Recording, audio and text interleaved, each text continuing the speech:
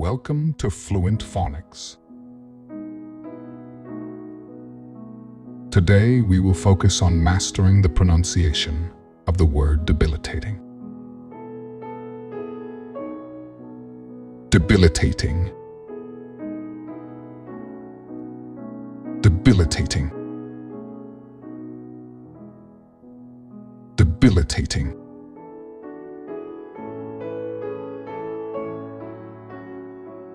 Here's an example of how one might use it in a sentence. The car accident left her with a debilitating injury that required months of physical therapy. Debilitating means causing someone to become weak or unable to function normally, typically due to a physical or mental condition.